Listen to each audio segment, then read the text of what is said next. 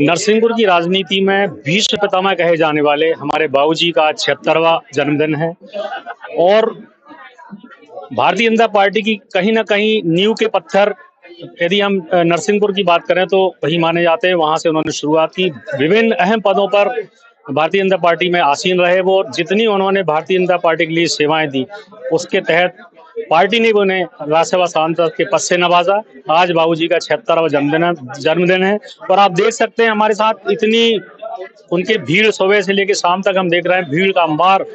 एक जैसे किसी बहुत बड़े मिनिस्टर क्या भी ना हुआ होगा, ऐसा हमारे बाबूजी के चाहने वाले लोग हैं। सुबह से शाम तक भीड़ मची। हम बाबूजी से जानना चाहेंगे आखिर इस उम्र में इतनी एनर्जी कहाँ से लाते हैं? ये सच्चे संबंधों का परिणाम है। बिना छल फरेब के आत्मा से संबंध हो जाए। जब पशु समझता है हमारा मालिक कौन है, तो इंसान की तो खुशबू अलग है। और जिसको जन समर्थन हो, ये स्थायी कुर्सी है। सारे जन नेताओं को ये समझने की आवश्यकता है कि पद के कारण वो पुरस्कृत नहीं होते, बल्कि जनता के आशीर्वाद के कारण वो पुरस्कृत होती है। तो जो स्थायी कुर्सी है, यदि उसका ध्यान रखे आदमी, तो जीवन भर ये संबंध नहीं टूटता। और वही डोरबंदी है, यही अपनी ऊर्जा है। बाबूजी, क्या कहेंगे? आपने विभिन्न पदों पर भारतीय जनता पार्टी में काम किया, इसके बाद भारतीय जनता पार्टी ने भी कहीं ना कहीं आपको राज्यसभा सांसद के रूप में आगे बढ़ाया। हम पूरी तरह से संतुष्ट हैं।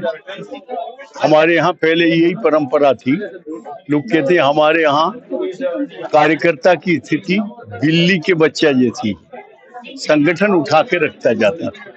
अभी थोड़ा सा बदलाव हुआ है संगठन में।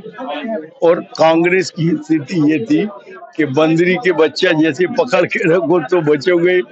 हमारे यहाँ तो केवल काम करिए आप, पार्टी आपके काम का आकलन कर ले। और हमें संतोष है कि पार्टी ने हमारी बराबर काम का आकलन किया है। क्या कहेंगे बाबूजी, आपने राजनीति की शुरुआत की और आज जो राजनीति है उसमें कितना फर्क मानते हैं?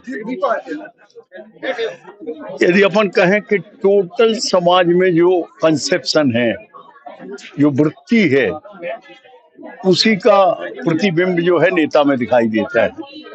तो अपन यदि कहें कि टोटल ये जो जितनी भी गिरावटें हैं, ये गिरावटें माने थ्रू आउट सब जगह आ रही है।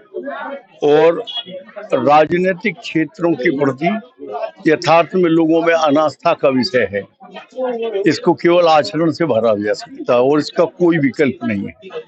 अभी हमने कांग्रेस वालों से भी कहा कि हम आपको निःशुल्क सलाह दे रहे हैं, यदि मोदी जी को सुपरसीड करना चाहते हैं तो पत्थर फेंक के नहीं होगा, मोदी जैसा आचरण खड़ा करना।